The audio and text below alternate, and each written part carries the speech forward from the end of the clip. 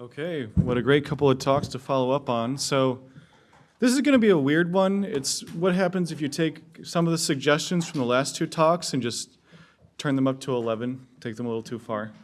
So, to get started, I was hired at the University of Wyoming a couple years ago. I teach our ore deposits classes, and one of the classes I teach is mineral exploration.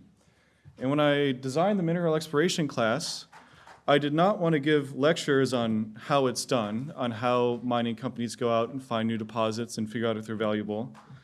I walked into class the first day. It was my first day on the job. None of them knew me. None of the students knew me. And I said, okay, class, in this class, we're going to actually do mineral exploration. You all in this class are going to find a deposit, and you are not going to get an A until you do, right? In this class, we are going to start a mining company, a real, literal mining company. You are going to find a mineral deposit. You are going to stake a legally valid mining claim, and you are going to legally own the mineral deposit that you find in this course. And depending on the route you take, we might even start a mine by December. And they looked at me like my head fell off and rolled out the door or something like that, right? But that's what we did. There were some legal hurdles to getting this set up. If you go through my talk and you say, oh, I want to do this at my university, good luck. So, nonprofits aren't allowed to own mining claims. Universities are not allowed to own mining claims.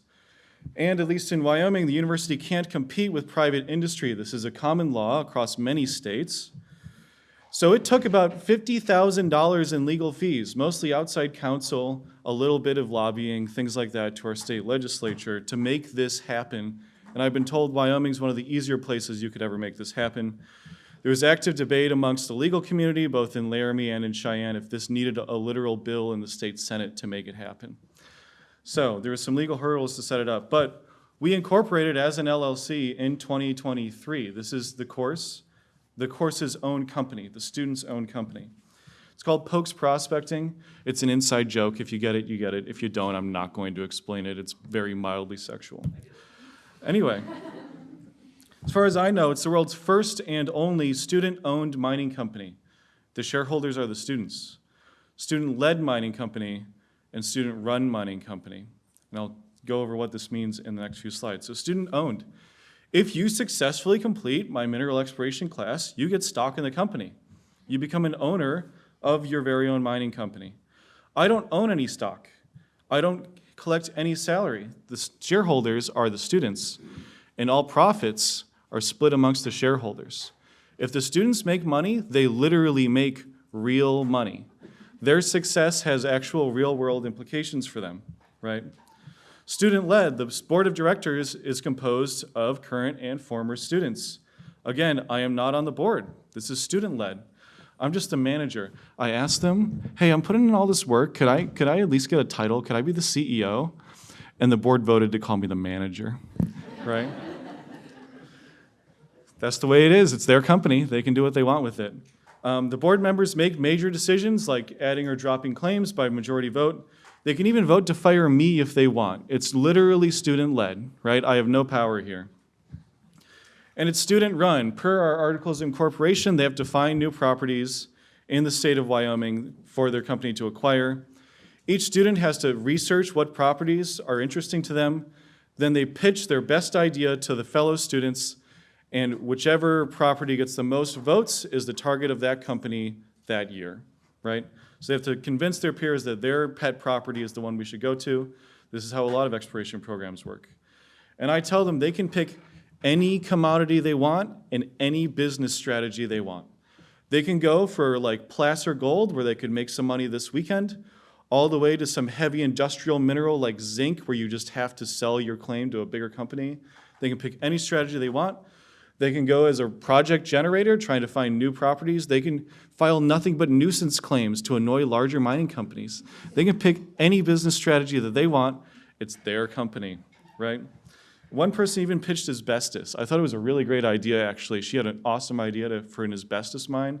They didn't vote for it, though. They never vote for the things I think they're going to vote for. Student run. The students make all exploration decisions, and they must operate within a budget, just like a real company, right? So on the top, we have students sampling a quartz vein. That's the geochemistry team that year. On the bottom, we have students laying out an electromagnetic line, an EM line. They had to decide what they were going to sample, what geophysical techniques they were going to do, right? So they have to decide for the commodity we're going for the deposit type we think this is, what geochemical methods are going to get us the answers that we need to evaluate this deposit. They need to decide what geophysical methods do we need to evaluate this deposit, right?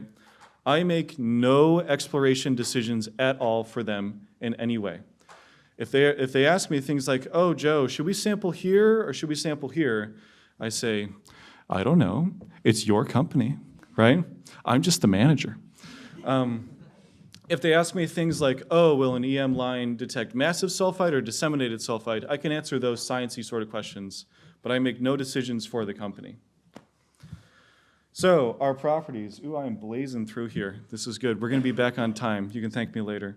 So they have two properties right now. One is in Wyoming, about an hour from Laramie, where we are all based. It's a vein-hosted, probably orogenic gold system, all these big quartz veins cutting through a greenstone belt. And there's some gold, but probably not a lot. I'm hoping they drop this property, but they have to decide to drop this property. It's their company, right? And then they have a series of claims in a layered mafic complex going after platinum group elements, right? So this is the Lake Owen complex. It's about 45 minutes from Laramie. It's a layered mafic intrusion. Someone mapped several PGE reefs in it. And we have a claim package on the west side of there, right? They collected samples. They ran assays. The assay results are shown in red there. On the y-axis is total PGEs. And it's compared to several other prominent North American layered mafic intrusions, right? So this was our initial assay results. The students got the assay results back. They said, well, our grades are kind of similar to the Stillwaters of the world. Let's go claim a whole package, right? So that's what they did. They dropped everything they were doing. They went out that weekend and staked 8 more claims to get a big block out there because it's their company and they can do what they want, right? Now they're at a crossroads of, this happens all the time in exploration, right? Do we assay more and potentially get a higher grade? Or do we assay more and potentially get a lower grade, right? And also they have to have a budget that they have to account for and things like that. So I've only been at Wyoming for about 2 years, and I've offered this class twice so far. So I've got small number statistics, but it's consistently the highest rated class in the department. And the students in their course feedback, the main feeling I get is that they really appreciate having autonomy, someone treating them like an actual adult who can make actual decisions, right? And I let them make decisions. If I can tell they're going to make an absolutely awful decision, I don't stop them, right? But they have the autonomy, right? They have the power here. So in the future, I would like to develop this into a summer field camp or workshop type of thing. And the reason why is because I did the hard part, which was getting the legal set up. I am public enemy number 1 at the UYO General Counsel's office, let me tell you, right? But it is set up. So the idea is that in the summer, as I offer it, we can get students from other universities, right? If you're at an Eastern school, if you're at a state that doesn't allow mining claims, which is the vast majority of states, you can send your students to Wyoming for a month, something like that. They can do this. They can own their company too, right?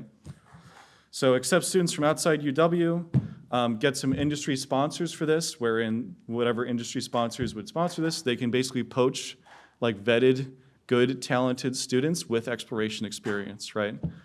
So, to conclude, mining's going to employ many new geologists, and we need to prepare them for this new reality. We had a couple of talks about that. I'm just piling on. I have plans to expand this beyond the University of Wyoming, and the student feedback is pretty encouraging.